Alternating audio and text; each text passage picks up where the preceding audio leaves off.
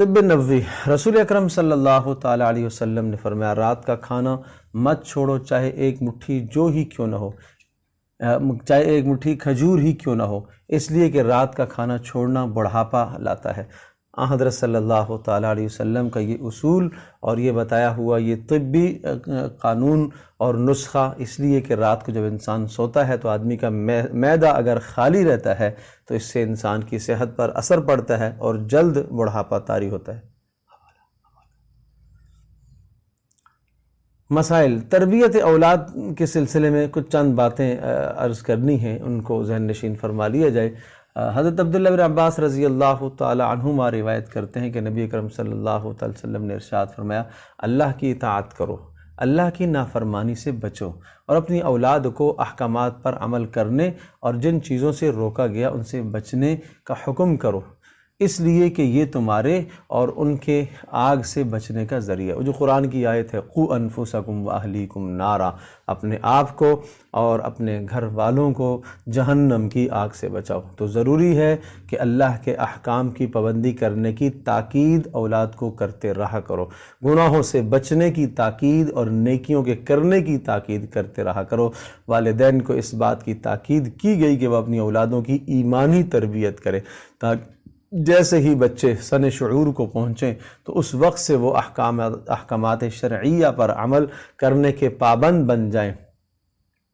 اور بچوں کی عمر اور مزاج اور طبیعت کو مد نظر رکھتے ہوئے شریعت نے کتنا خوبصورت ان کی تربیت کا انتظام کیا، جیسا کہ رسول پاک صلی اللہ تعالیٰ علیہ وسلم نے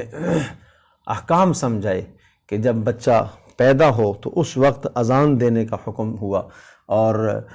جب بچہ 7 دن کا ہو تو اس وقت جو ہے اس کے نام کی تجویز کرنے کا حکم ہوا، اور اسی طرح سے عقیقہ کرنے کا حکم ہوا، بال اتارنے کا حکم ہوا، جب بولنے لگ جائے تو اس کو لفظ اللہ سکھاؤ، اللہ اللہ اسے کہلواؤ، یہ حکم ہے، اور پھر اس کے بعد اس کی ایسے اپنے ساتھ تربیت کرتے رہو۔ جب 7 سال کے بچے ہو جائیں تو ان کو نماز کا حکم کیا کرو، اور ان کو اپنے ساتھ مسجد میں لے جایا کرو تاکہ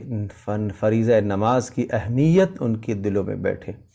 اور خواتین بچیوں کو اپنے ساتھ 7 سال کی بچی ہے، 6 سال کی بچی ہے، 7 سال کی، 8 سال کی بچی ہے، ان کو نمازوں میں اپنے ساتھ ان کو کھڑا کرنا یہ ماؤں کی ذمہ داری ہے، تاکہ ماؤں سے وہ نمازیں سیکھیں اہتمام کے ساتھ، اور بچے باپوں کے ساتھ مسجد میں جائیں، اور مسجد میں کنارے میں دیوار کے ساتھ بچے کو کھڑا کر کے برابر میں آدمی کھڑا ہو جائے تاکہ بچے کے دل میں نماز کی اہمیت بیٹھے۔ اب یہ بچہ نماز کو سمجھنے لگا ہے، طہارت کو سمجھنے لگا ہے، جب 7 سال کا ہو نماز کی بات آئی ہے تو اس کے ضمن میں یہ مسئلہ بالکل از خود واضح ہو جاتا ہے کہ 7 سال کے بچے کو طہارت کے مسائل بھی سکھائے جائیں، پاکی کے مسائل، ناپاکی کے مسائل، اور اسی طرح سے جناب کپڑوں کو ہمیشہ پاک رکھنا، پیشاب کے چھینٹوں سے پاک رکھنا۔ قریب البلوغ جب بچے ہو جائیں، لڑکے ہو جائیں، تو لڑکوں کو باپ تربیت دے، بلوغ کے مسائل ان کو سمجھائے، غسل کے مسائل سمجھائے، اسی طرح سے بچیوں کو ان کی مائیں حیض و نفاس اور طہارت کے مسائل سمجھائیں۔ یہ ذمہ داری ہے، یہ والدین کی ذمہ داری ہے۔ ان معاملات میں کبھی بھی آدمی کو سستی نہیں کرنی چاہیے، اور یہ یہاں بچے نہیں سیکھیں گے تو کہاں سیکھیں گے؟ اور آدمی یہ سمجھے، ماں یہ سمجھے، باپ یہ سمجھے کہ مجھے تو شرم آ رہی ہے ان باتوں کو کرنے کی، میں کیسے یہ باتیں کروں؟ یہ ذمہ داری ہے، اس ذمہ داری کا نباہ کرنا ہے۔ تو طہارت کے مسائل، غسل کے مسائل، پاکی کے مسائل یہ 7 سال میں شروع ہو جاتے ہیں، چونکہ آپ علیہ السلام نے نماز کا حکم دیا کہ 7 سال میں بچے کو نماز کا حکم دو، تو پتہ چلا کہ شریعت کے احکام میں سے سب سے اہم چیز نماز ہے، تو باقی چیزوں کا حکم بھی ساتھ ساتھ خود بخود ہوتا چلا جائے گا۔ طہارت کے مسائل اس کو سکھائے جائیں گے۔ ایسے ہی اگر رمضان کے روزے آ جاتے ہیں تو کبھی کبھی اسے روزہ رکھوا لیا جائے، اگرچہ ابھی نماز فرض نہیں ہے، روزہ فرض نہیں ہے، لیکن اسے نیکی کا حکم کیا جائے اور اسے گناہوں سے روکا جائے۔ وہ کام اسے نہ کرنے دیا جائے جو بڑوں کے لیے ناجائز ہے، جب بڑوں کے لیے ناجائز ہے تو چھوٹوں کے لیے بھی ناجائز ہے۔ ایسا لباس بچوں کو نہ پہننے دیا جائے کہ جو بھی لباس بڑوں کے لیے ناجائز ہے، ستر جہاں سے نہ چھپتا ہو۔ ہم کبھی یہ نہ کہیں یہ تو بچی ہی ہے، یہ تو بچہ ہی ہے۔ جو بڑوں کے لیے ناجائز ہے وہ چھوٹوں کے لیے بھی ناجائز ہے۔ یہ ماں باپ کی ذمہ داری ہے، اس کا خیال رکھیں۔